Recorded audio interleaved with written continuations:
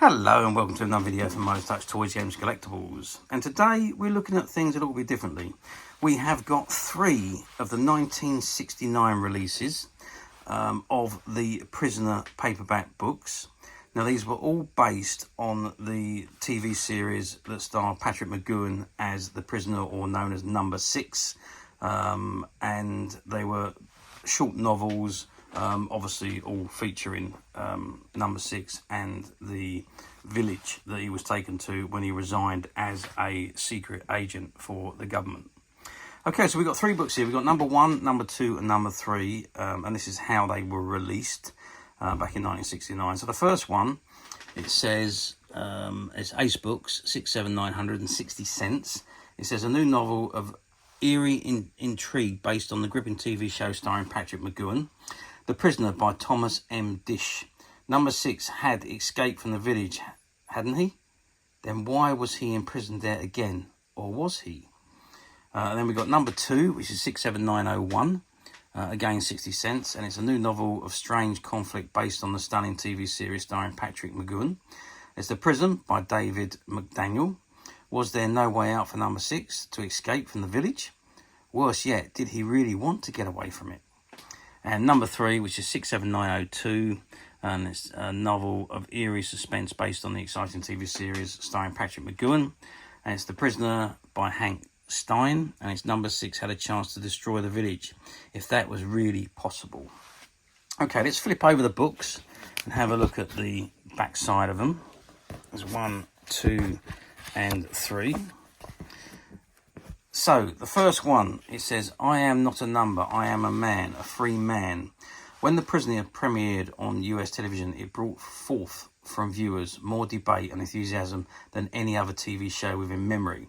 Not exactly a spy series, not precisely science fiction, instead it was acclaimed as the most exciting and imaginative series in television history. Who is the prisoner known as Number 6? Why has he been kidnapped and subtly held captive in the sinister fairy tale town known only as the village? What nation or what secret agency is behind this abduction? And is he truly a prisoner, or can he be, as he claims, a free man? Once again, these questions become crucial for having escaped from the village for the final time. Number 6 has once more been captured for the final time. So that's the first one. Then we move on to the second one, which is Home Sweet Home in the Village. The man known as Number 6 had been a top-level secret agent until he had suddenly and mysteriously resigned from his post. Then, just as inexplicable, he had been kidnapped and held prisoner in a bizarre old-fashioned village where electronic eyes monitored his every move. Time after time he had escaped, but each time he had been brought back, yet he still persisted in his attempts to be a free man, for he had a force of will and an ingenuity that his captors had never seen before. How long could they hold him there, unless somehow the prisoner might come to enjoy life in the prison?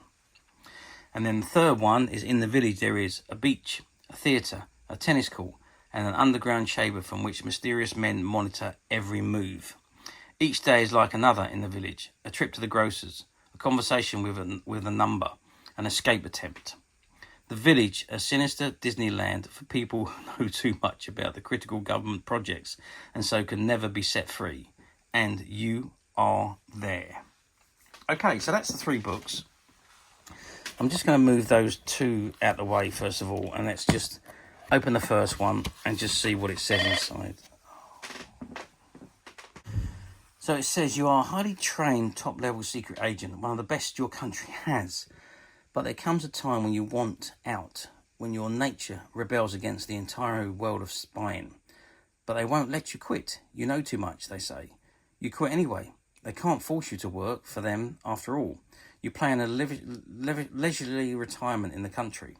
And one day you awoke to discover that you've been captured. You're in a village whose architecture is pleasantly old-fashioned, yet there are ultra-sophisticated electronic eyes and ears monitoring your every move. You've become the prisoner. Yet you are still yourself. You still have the skills and determination that made you a successful agent. So your will find a way to escape, but to where? Okay, so that's the first one, and it's by Thomas M. Dish. It's an Ace book, Ace Publishing Corporation, and it is copyright 1969 by Incorporated Television Company Limited, all rights reserved. And there we've got all the contents and so on. So that is book number 1. Book number 2, let's just open that one up. And it says, I will say you should never have been given him tools. Number 2, any tool magnifies his ability to do things, and he does enough barehanded. Number 4, what he does is all we can monitor. The less he does, the more I will worry. For over a year, he brooded and continually attempted to escape. You see, he has never had any reason to want to stay here. The village is a beautiful place. It is Shangri-La by the seashore, but a certain personality type with nothing to do will go to amazing lengths to find a direction for his energies. I'm simply channeling his drive into paths we can observe. Don't underestimate him, number 2, and don't overestimate yourself. And that's by Daniel McDaniels, and that's his credits there. It's The Prisoner number 2, an Ace book, Ace Publishing and so on. And there we have the copyright 1969 by Incorporated Television Company Limited, an Ace book. And this one says, dedicated with admiration to Dan Curtis and with awe to Art Wallace. And there's the contents of this particular book. And then let's move on to the third one, which, let's open that up, and it says, can you normally justify the village? No, but, can you morally justify the village? No, but morality has become old-fashioned. We are no longer allowed personal scruples.